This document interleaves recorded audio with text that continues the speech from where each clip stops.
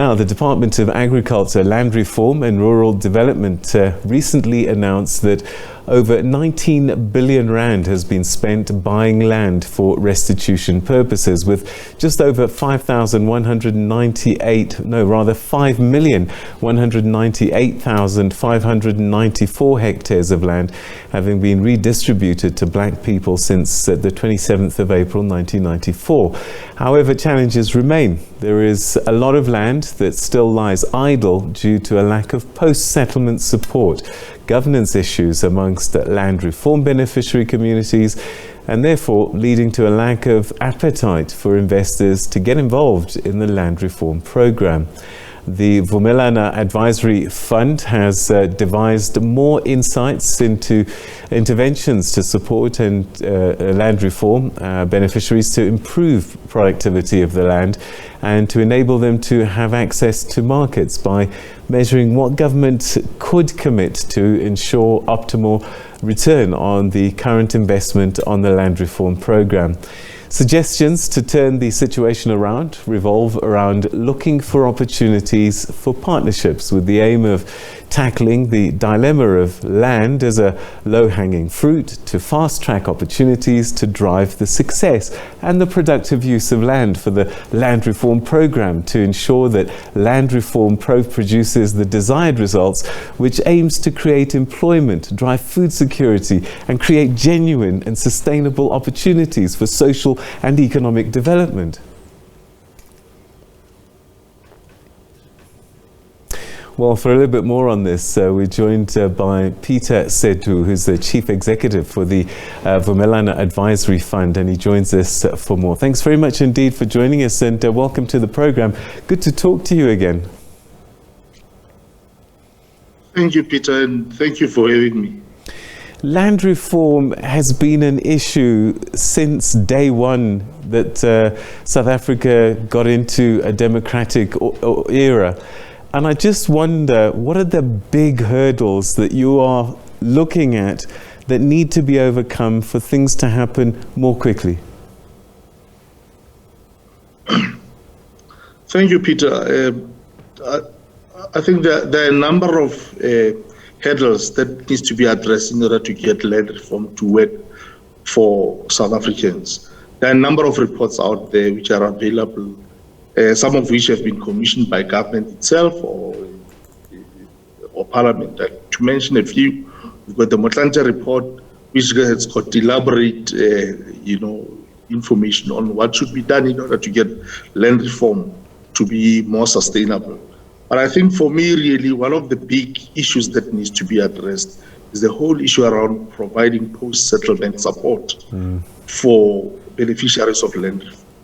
As South Africans, we appear to be more fixated with really giving people more land without providing them with the requisite support so that they can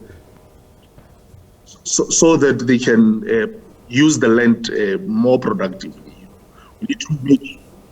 We need to make sure that we provide them with the requisite skill set. We also need to make sure that they've got access to market. So from that perspective, post-settlement support is most important, and we should make sure that we provide this to beneficiaries of land. And as I've said, there's quite a number of them. Land is an emotive issue, and we know that frequently there are, there's usually some disputes even amongst the different communities. What is lacking out there is there are no, mechanism through which disputes between communities can be resolved. So in my view, there's a need to find a better way through which these disputes could be resolved so that they don't drag for much longer, and we have a situation where the land is really lying fallow because there are disputes amongst the communities. The other issue is the whole issue around limited capacity within the state, where you find that some of the things are not getting done, not because government doesn't have good policies, but because there's limited capacity within the state. I think that is something that needs to be addressed. Also, coordination amongst different government departments who are relevant for land reform. For example, agriculture, rural development, water affairs, tourism, just to name a few. There is a need to make sure that there is more coordination so that the support that's provided to beneficiaries is more targeted and is more sustainable. Mr. Setou, it's been 28 years.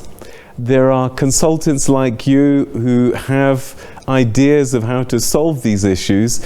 Why hasn't the message been getting across? Is it government not listening? Is it government not knowing where to look for help?